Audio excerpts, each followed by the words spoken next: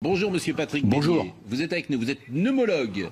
Pardonnez-moi. Alors, vous êtes pneumologue, mais surtout, vous êtes convoqué le 18 septembre devant le Conseil départemental de l'Ordre des médecins parce que vous refusez que vos patients portent un masque. Alors avant de continuer, je voudrais dire que je ne suis ni d'extrême droite, ni d'extrême gauche, ni extrémiste.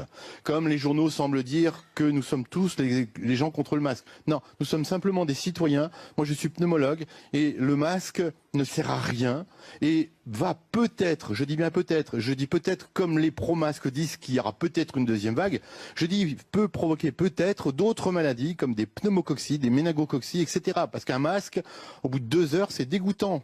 Il se remplit de nos germes personnels dans la bouche, puisque nous sommes tous porteurs sains de milliards de germes très pathogènes. Et un masque, au bout de 2 heures, c'est un bouillon de culture. Donc on va assister, peut-être, tout comme les autres disent qu'il y aura peut-être une deuxième vague, moi aussi je suis dans la boule de cristal, comme eux.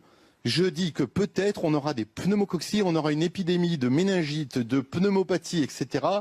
en septembre, octobre ou novembre, j'en sais rien. Mais je raisonne comme eux, à la boule de cristal. Donc vous dites que le port du masque est contre-productif. Ça sert à rien, vous dites, et non seulement ça sert à rien, mais ça peut provoquer des maladies. Bien sûr. Ça, voilà, c'est ça. Alors pourquoi le port du masque ne sert à rien? J'ai les courbes de Santé publique France. Je ne sais pas si vous les voyez, mais il suffit d'aller sur Internet, vous les avez. Vous avez les courbes de Santé publique France, qui est un organisme d'État, qui est un organisme public, qui dit que la première courbe en haut montre que c'est le nombre des entrées en réanimation.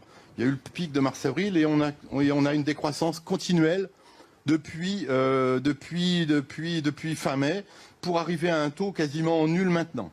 Vous avez le taux des hospitalisations qui a montré un pic aussi en mars-avril et on a quasiment plus grand-chose maintenant. Et vous avez le nombre des décès, et comme le professeur Toussaint, que j'admire et que je respecte, dit c'est le nombre de décès qui est le seul critère actuellement à retenir dans une épidémie comme la nôtre. Le taux de décès, maintenant, il y a un plateau. Il y a quasiment plus de nouveaux décès au Covid.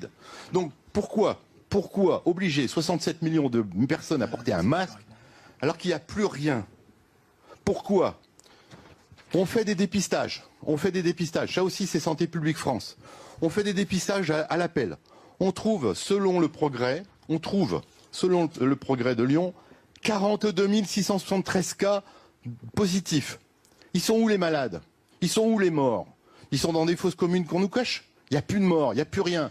Ces 42 673, ce sont des porteurs sains. Comme moi, je suis porteur sain de pneumocoque, de méningocoque, de staphylocoque, etc., de tas de germes dégoûtants, je suis porteur sain. Le monsieur en face de moi, il est porteur sain. Vous êtes porteur sain. Tout le monde est porteur sain. À quoi ça sert un porteur sain? S'il n'y avait pas les porteurs sains pour en retenir la bactérie ou le virus, mais on serait tous malades, ça serait une hécatombe. Il y aurait des morts partout, ça sentirait le cadavre partout dans les rues. On marcherait sur les cadavres, etc. Il faut arrêter la psychose. L'épidémie est finie depuis fin mai. Et comme en virologie respiratoire, il n'y aura pas de deuxième vague. Il n'y a jamais eu de deuxième vague en virologie respiratoire, sauf peut-être pour la grippe espagnole en 18-19. Mais ça, c'est un autre problème. Bon, tous les gens sensés vous diront qu'il n'y a pas de deuxième vague à attendre. On va attendre dans 15 jours. Monsieur Véran a dit dans 15 jours. Il y aura une deuxième vague, je l'attends avec de pied ferme.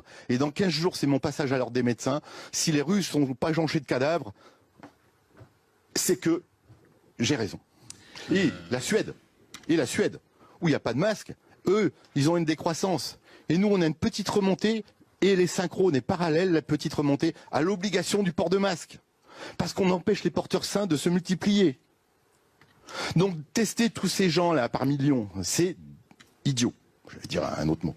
C'est idiot, ça sert à rien, on dépiste des porteurs sains qui sont là pour nous protéger. Non, mais moi, je suis incapable de répondre. Je suis incapable de vous répondre et on est autour de la table. On est absolument incapable. Je vous entends, et je dis la même chose que le pneumologue. professeur Toussaint. Je suis incapable de mener la discussion. Je suis incapable de mener la discussion par définition. Le professeur Toussaint,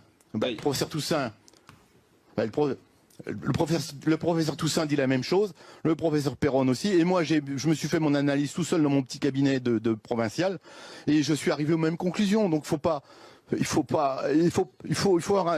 connaître un peu la médecine, quoi. Et puis il faut savoir lire les courbes. 28, on est déjà très en retard. Ça, c'est des courbes gouvernementales. Oui, je vous remercie. On a compris, Monsieur Bélier. Le problème, c'est qu'il faut qu'on laisse passer la pub.